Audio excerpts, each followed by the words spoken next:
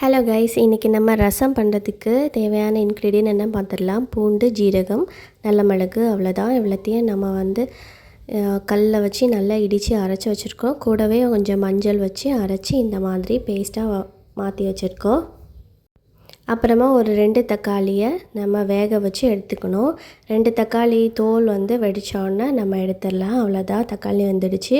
ஒரு பேனில் கொஞ்சமாக தேங்காய் எண்ணெய் விட்டு கடுகு போட்டு தாளிச்சிட்டு அப்புறமா 2 காஞ்ச மிளகாய் போட்டு தாளிக்கணும். ரசத்துக்கு நல்லா டேஸ்ட்டாக இருக்கும்.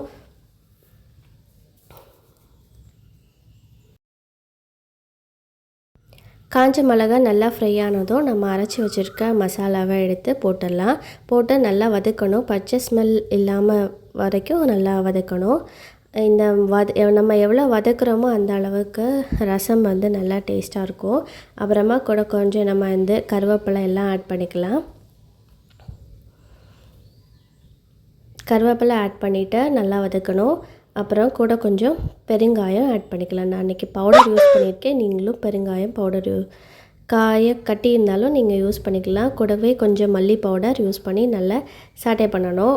சாட்டே பண்ணிவிட்டு அந்த எண்ணெயில் நல்லா வதங்கின அப்புறமா தக்காளியை அதில் போட்டு 2 தக்காளி அதில் போட்டு நல்லா ஸ்மாஷ் பண்ணி விடணும். நல்லா சாஃப்டாக நல்லா ஸ்மாஷ் பண்ணி விடணும். அப்போ தான் தக்காளியோட எக்ஸ்ட்ராக்ட் எல்லாம் அதில் நல்லா இறங்கும். ரசம் நல்லா டேஸ்ட்டாக இருக்கும். எல்லாமே நல்லா நம்ம சூப்பராக உடச்சி விட்டுக்கலாம். தக்காளி கூட அந்த மசாலாவை நல்லா மிக்ஸ் பண்ணி விடணும். லைட்டாக பச்சை ஸ்மெல் போகிற வரைக்கும் தக்காளியை நல்லா நம்ம மிக்ஸ் பண்ணி விடணும். பாருங்கள், நல்லா சூப்பராக வதங்கியாச்சு.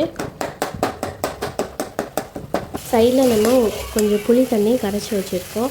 அது தக்காளி வதங்கின உடனே இந்த புளி தண்ணியை நம்ம ரசத்தில் ஊற்றிடலாம். ஒரு லெமன் சைஸ் புளி போதும், நல்லாயிருக்கும், டேஸ்ட்டாக இருக்கும்.